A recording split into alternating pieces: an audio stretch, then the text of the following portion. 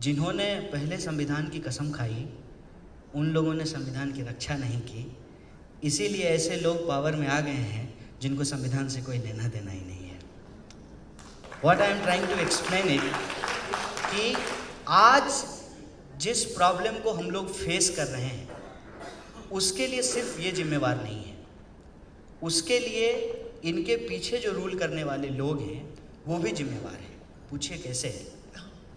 अब जो हमारा प्रियम्बल कहता है कि भारत को एक समाजवादी, सोशलिस्ट, समाजवादी, धर्मनिरपेक्ष, सेकुलर, डेमोक्रेटिक रिपब्लिक बनाना है, ये शब्द कितने खोखले हो गए हैं।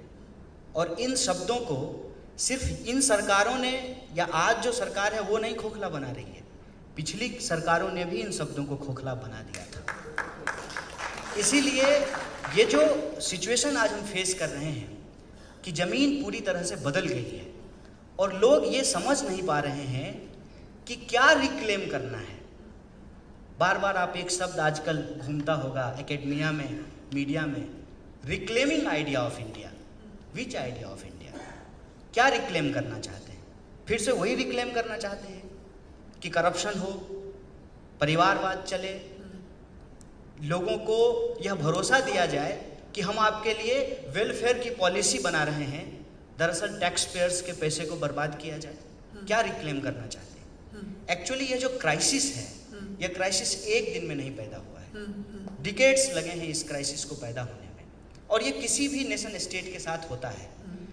जब हम लोग कॉलोनीज थे, ब्रिटिशर्स की कॉलोनी थे, कॉलोनीज में इसलिए बोल रहा हूँ क्योंकि मैं जब 1947 के पहले का इंडिया देखूं तो पाकिस्तान और बांग्लादेश भी इंडिया का ही हिस्सा था।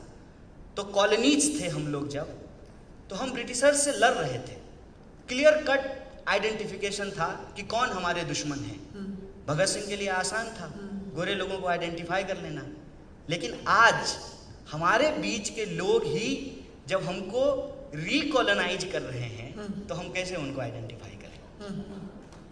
और यह जो आज़ादी है, ये आज़ादी इतनी सस्ती नहीं है। आपने गली बॉय का रेफरेंस दिया, मुझे बहुत पसंद नहीं है। अच्छा, ये सारी चीज़ें, इसलिए आपको पिक्चर पसंद नहीं है कि जो आपके गाने के साथ हुआ है वहाँ? नहीं, मुझे आज़ादी शब्द सिर्फ फैशन नहीं लगता है। अच्छा अच्छा, हाँ। मेरे लिए आज़ादी एक मायने रखता है। अच्छा अच्छा। आज़ादी हमको यूं ही नहीं मिल गई है। हाँ हाँ हाँ। आज़ादी बड़ी मुश्किल से मिली है। अगर आप औरत हैं तो आप इसको ज़्यादा महसूस कर सकते हैं कि आज़ाद होने का क्या मतलब। जी जी जी।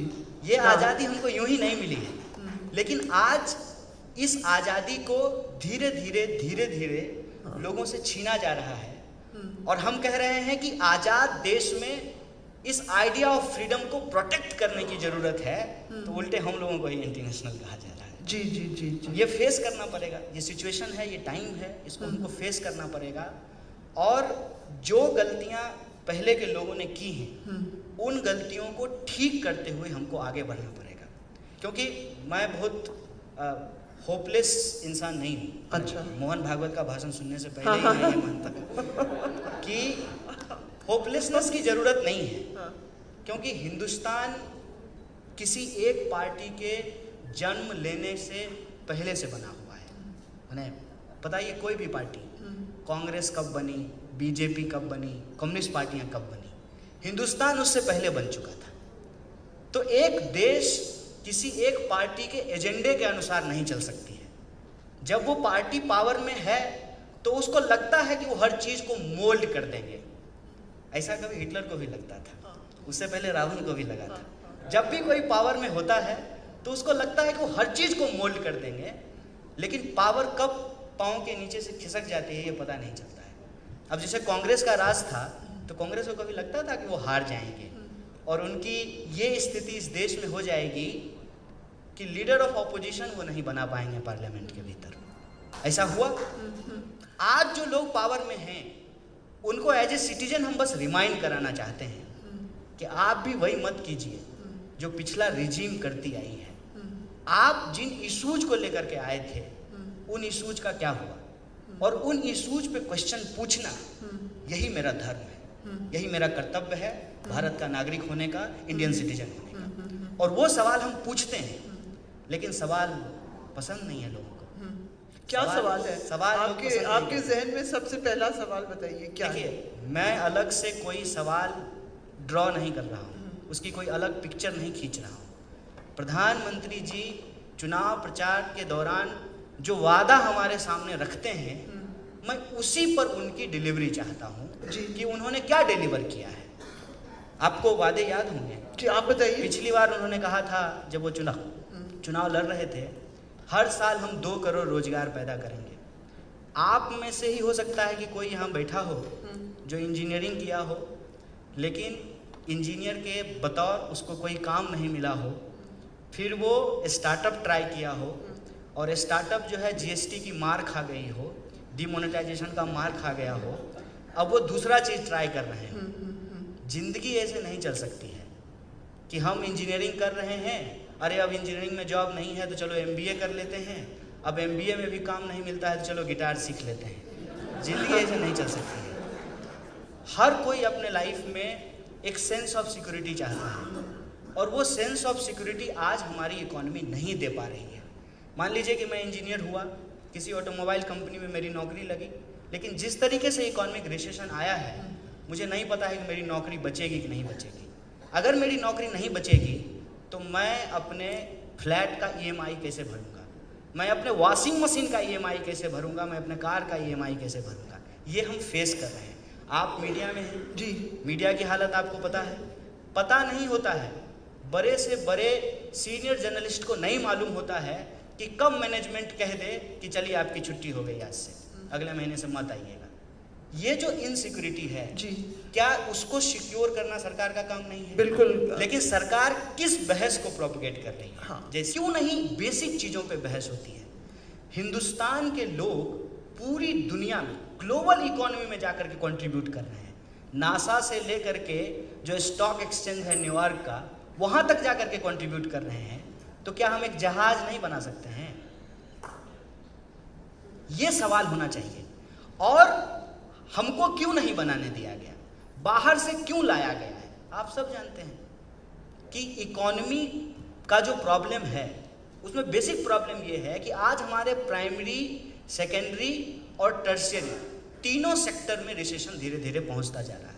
सिंपली आप सब लोग पढ़े लिखे लोग हैं, मैं आपको क्या बताऊं, आप हमसे ज़्यादा जानते हैं कि अगर आपकी प्राइमरी इकोनॉमी परफॉर्म नहीं करेगी तो आप सर्विस बेस्ड इकोनॉमी बन करके बहुत देर नहीं टिके रह सकते हैं।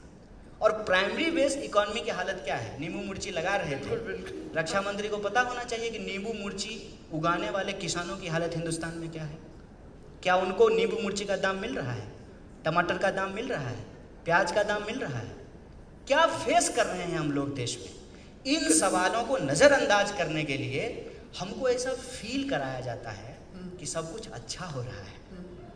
बुरा मत बोलो, निगेटिविटी मत फैलाओ, देश में सब कुछ अच्छा हो रहा है। आप सब उनको इस सवाल का जवाब दीजिए। आप खुद से जो है डिप्रेस हो जाना चाहते हैं, आप खुद से चाहते हैं कि आपके मन में निगेटिविटी आ जाए, होपलेसनेस न आ जाए आपके भीतर। आप खुद से हमको सवाल पूछ करके बताइए। जो लोग प्रधानमंत्री जी को माननीय नरेंद्र मोदी जी को प्रधानमंत्री मानते हैं और अच्छा मानते हैं, मैं उनसे ये सवाल पूछ रहा हूँ कि आप पढ़े हैं, आपने डिग्री हासिल की है, क्या आज आपके पास जॉब सिक्योरिटी है? अगर वो कहते हैं कि नहीं, जॉब की परिभाषा बदल गई है, हम इंटरप्रेन्योर बनेंगे, पकौड़ा तलेंगे, तो पकौड़ा तलने वाले से ही पूछ लेते हैं कि क्या आपको जॉब सिक्योरिटी है? ये सवाल हैं, लेकिन इन सवालों पे चर्चा नहीं हो रही है। चर्चा क्या हो रहा है? आपने भी वहीं से बात आपने भी बात वहीं से शुरू की, टुकड़े टुकड़े गैंग।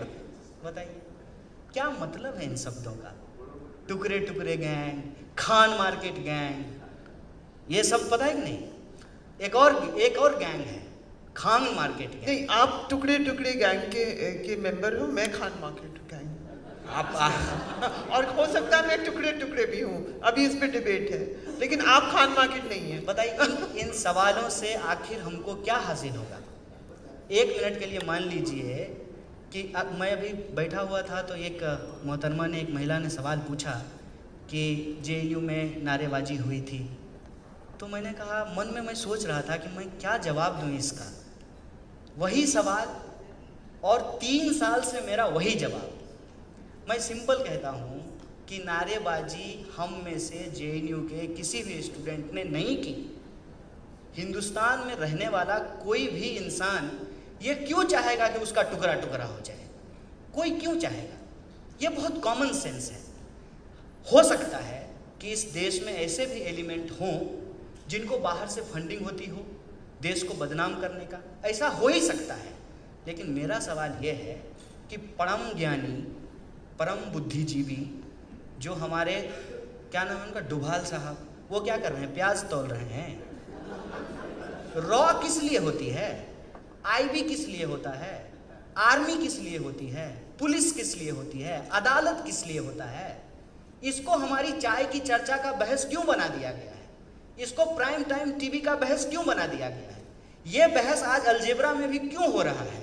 ताकि इस पे चर्चा नहीं हो कि इस देश में किसानों की हालत क्या है, महिलाओं की हालत क्या है, बिजनेस की स्थिति क्या है, एजुकेशन का हालत क्या है। This is a very simple question. आप मुझे टुकड़ा टुकड़ा गैंग कह करके, अफजल गैंग